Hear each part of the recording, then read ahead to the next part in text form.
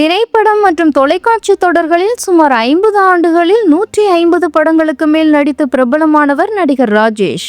பல முன்னணி பிரபலங்கள் படங்களில் முக்கிய கதாபாத்திரத்தில் நடித்துள்ளார். தமிழ் மட்டுமின்றி மலையாளம், தெலுங்கு ஆகிய மொழிகளிலும் நடித்திருக்கிறார். மேலும் டப்பிங் ஆர்டிஸ்டாகவும் பணியாற்றியுள்ளார். வெள்ளித்திரை மட்டுமின்றி சின்ன திரையிலும் பல சீரியல்களில் முக்கிய கதாபாத்திரங்களை ஏற்று நடித்து வந்துள்ளார் நடிகர் ராஜேஷ். திருவாரூர் மாவட்டம் மன்னார்குடியில் 1949ஆம் ஆண்டு டிசம்பர் 20ஆம் தேதி ராஜேஷ் பிறந்தார். 1974இல் அவள் ஒரு தொடர்கதை படத்தில் நடிக்க நடிகர் ராஜேஷுக்கு வாய்ப்பு கிடைத்தது.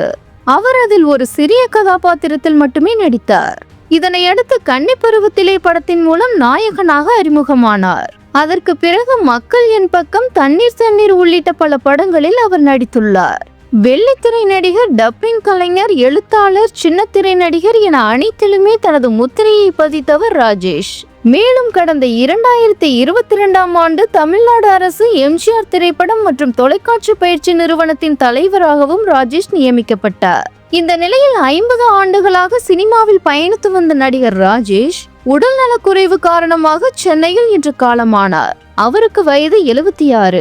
மூச்சு திணறல் ஏற்பட்ட நிலையில் மருத்துவமனைக்கு கொண்டு செல்லும் வழியிலேயே அவர் பரிதாபமாக உயிரிழந்தார். இவரது மரணம் திரையுலகில் பெரும் அதிர்ச்சியை ஏற்படுத்தியுள்ளது. இதனை அடுத்து திரையுலக பிரபலங்கள் அனைவரும் அவருக்கு அஞ்சலி செலுத்தி வருகின்றனர்.